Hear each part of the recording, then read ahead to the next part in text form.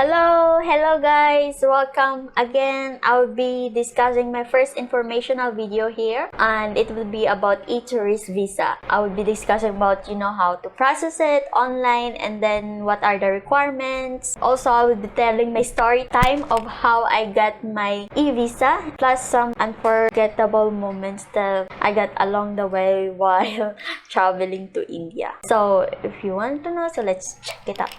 I actually prepared a presentation on it. You can check my blog if you want to see it. This is the guide for processing an eTourist visa in India. This is how it would look like. The ETA, that after you process everything, they would give you an ETA, Electronic Travel Authorization, stating that your eVisa has been granted and you can fly to India now. There are different categories for Indian eVisa: eTourist, e-medical, e-business, e-conference, e-medical attendant, but we'll be focusing on eTourist visa because it's about. So eTourist visa is valid for 60 days upon arrival. That means to say that once you arrive at the Indian airport, that's the start of the counting of the days of the validity of your visa. And then you can enter at 28 e-visa designated airports. Feel free to post it because I would be pronouncing all this airport's name. These are all the requirements. Easy. You just need a valid passport with 2 blank pages, just on 6-month validity. Okay, and then coming and return flight tickets, and then the proof of financial standing, because that would tell them that you have sufficient funds to provide yourself during your stay in India. So those are the bank statement, but I will be discussing it one by one later. And also the applicant's recent colored photographs 2x2 and with a white background. And also a payment of 80 USD plus charge.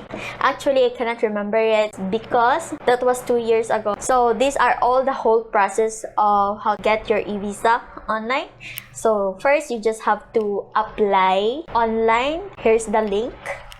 Check on the description box because I'll be providing the link. Also, upload your photographs and documents, the requirements, and then you just need to pay and then wait for your visa.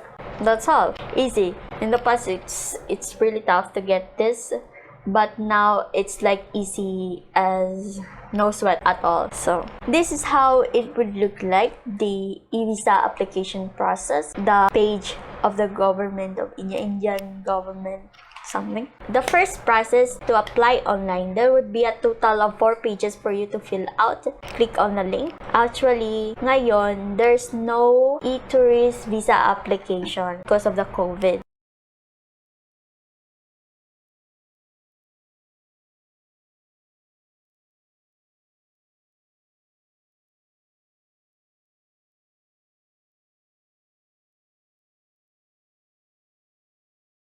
Okay, maybe in following months, I hope the COVID ceases na para makatravel na tayo. And this is how it looks like. Like noon, I just found this on their page. This is how it looks like. See, there's an eTourist visa service here. You just need to apply the necessary details here. This is the applicant's details form. You just have to fill out the surname, the given names, and everything. Easy.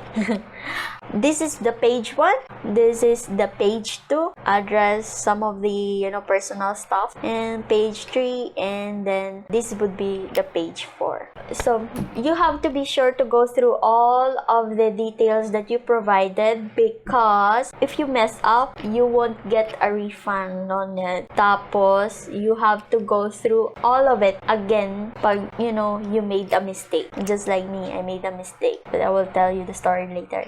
The next process is to upload your photograph and documents. A recent photograph with white background, you need it. Format should be in JPEG with a minimum size of 10 KB and a maximum size of 1 MB. Take note that if your photo is not as clear as per specification, your application could be rejected. And also, the document format should be on PDF with the minimum size of 10 KB and a maximum size of 300 KB. And in the passport upload, you will just need to upload the page which has all your details. This is how it would look like, the page that you need to upload photographs, and this is how it will look like in the document upload. After you provide all of the details, they will send you to a verification page in which you have to go through all of it again, really check it, everything, because as I've said, if you mess up, you won't get a refund and you will go through again, all of it again, so check it out. And so after that, after the verification page, you will be directed to a visa fee payment. After you process all the payment, then you're done. You just have to wait for a mail from them about the status of your eVisa to confirm that your application has been successfully received. What you'll be receiving will be an ETA in your mail looking like this. Print out a copy because you'll need this to show at the immigration in the airport.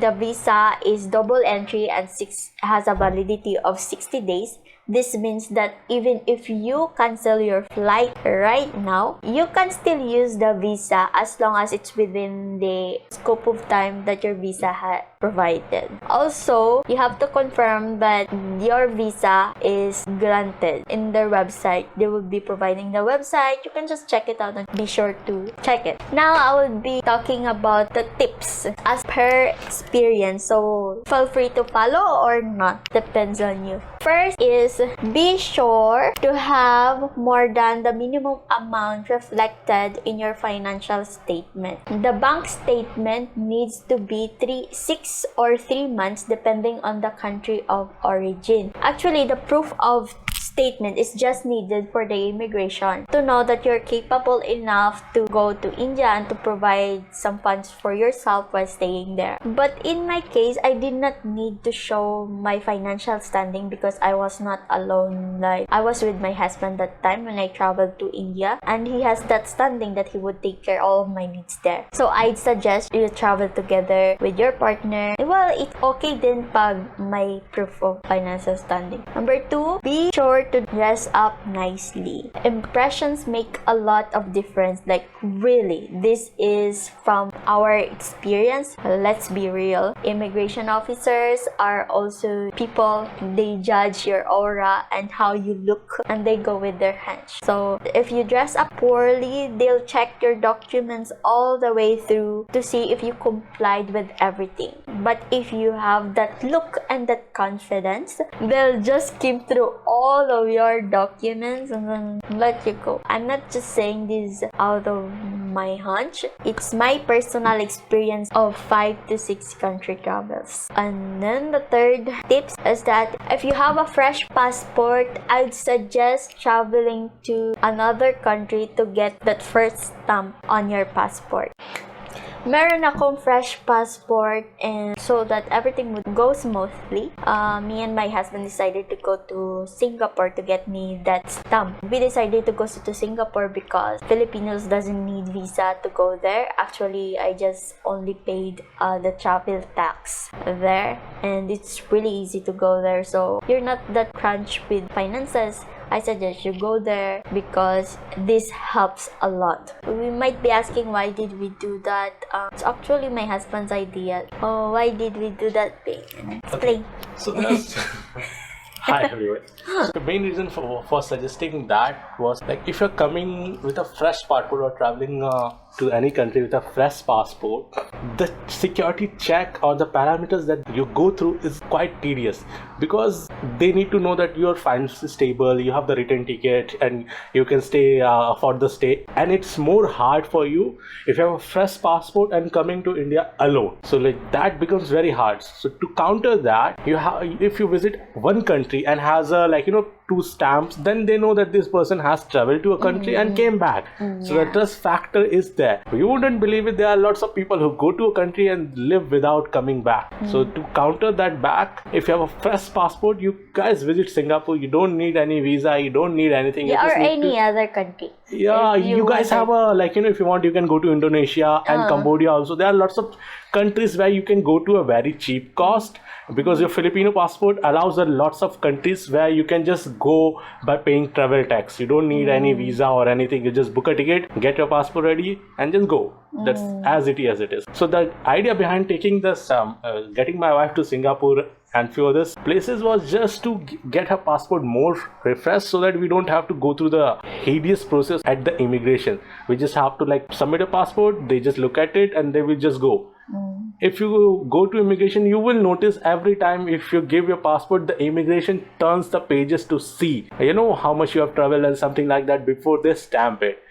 They would go through your passport pages. So that's why it's highly recommended. If you can afford it, visit it. It's not permanent that you need to visit, but it would be really helpful if you visit, and especially if you're traveling alone. Still, we would highly recommend get your boyfriend with you and come to India together. This will save a lot of headache for you. As of you shouldn't come alone to India, because first of all it's going to be a long flight and you need company, because there are lots of hideous process that you need to go through. And when your husband is with you, the trust factor and everything skyrockets like that. And you can ask my wife how easy it was for her to come when I was with her. Yun yung mga shenanigans na ginawa namin para everything would go smoothly. And as expected, when I went to India, they just check it, and then I went to another country, and then, they just let me pass easy. But, you don't need to do all of these things if you're crunched with finances. As long as you have all of the documents, everything will be fine. The immigration officer might just ask you a few questions, and then we just did all of those shenanigans because we are the type to plan ahead, and we don't want any stress in the middle while traveling. So but we ended up having a stress anyway. It was because of our mistake in the application form, so I will tell you about that later. Next is to be sure, this is the mistake that we made. Be sure to write your first name and middle name on the given name section on the application form. We made this mistake, so I'll be telling you about it. The next tip that I would be suggesting, always carry at least 2 hard copies of your documents and additional of your photograph, because the immigration might ask for it. So just carry this. And then the last tips that I would suggest is just be confident. Like, don't be scared, because the check-in officer can sense you. That saying, like, my friends always tell this, like, fake it till you make it. Fake it till you get the stamp. Okay. Now, I'll be telling my story about how we made a mistake and it cost us to stay for 3 days in Singapore, and then an extra expenses. As always, the first trip will always have that unforgettable moment. In my case, it was an unfortunate case of my middle name. We ended up staying in Singapore for 3 days because I needed to apply for an eVisa again. Because when we went to, when we're traveling to India, there's connecting flights, things like that. So it was, our final flight coming to Kolkata, India. That's going to be our inbound flight to India. When we went to Indigo, we don't know what happened, but the check-in officer checked my ETA, the ETA that provided, and they cannot find my middle name. And that's on my passport. They cannot find my middle name. Just Mary. Mary. There's no Dio or something like that. And then they checked my application form. There's really no Dio. So that was my mistake. When I was filling up the details on the applicant's form, I was confused about the section there, because they only required my surname and then my given name. And where is the middle name? I cannot find it. So that time, I asked my husband, what does it mean? Because usually in our form, in the Philippines there, they usually ask last name, given name, and then your middle name or middle initial. But here on this site, they did not ask for it. So I just put, in the given name is Mary. because my name's Mary. It's a given name. So, but that's not how the case here in India. It's the same also when I was applying for OCI. Like, now that I learned my lesson, I know now how to fill up in a form here in India, because the given name here means like you have to put your first name and then your middle name. So be sure to write it like that, because it would be tough. You have to change it all over again, just like how I did it.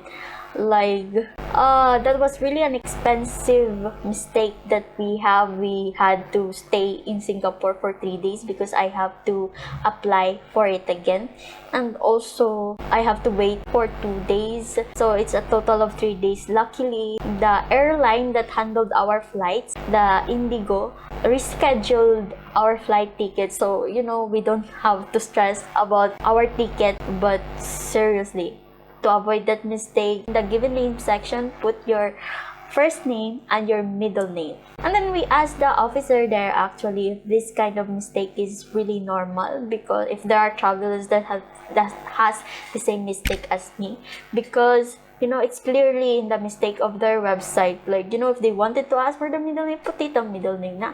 And then the officer said, yeah, it's normal. There are actually lots of travelers who has same mistakes. So I'm giving a shout out to the person who's managing this visa site to put at least this kind of section, because we don't know what this is. Just like me, they might have the same mistake. And it was also really our bad luck, because usually our friends said that usually the check-in officer would just check your first name and then your last name, and then just to match things on here, and then you can go. Yeah, so after you could just go. But that time, I don't know what happened, but the check-in officer really checked it really hard.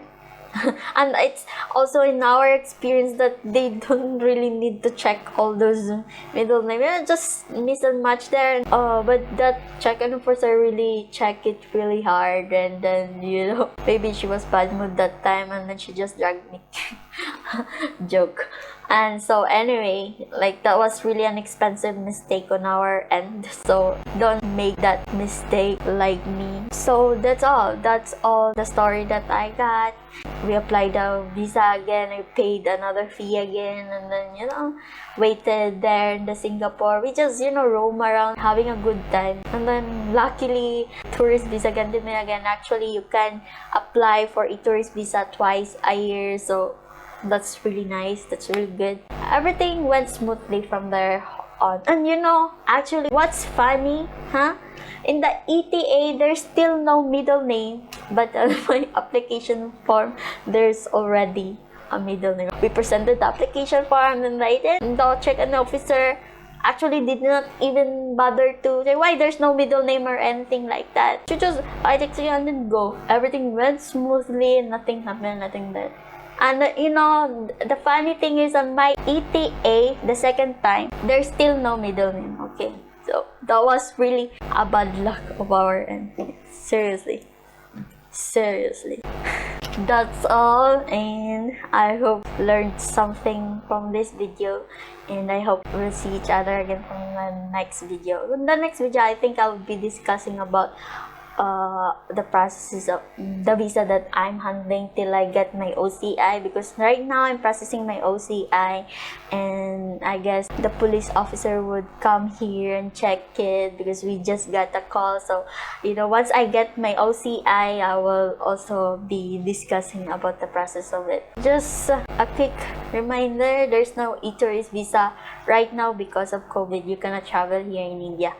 Thank you for watching, and please subscribe on this channel and click on the bell button to get a notification of my future videos. Thank you.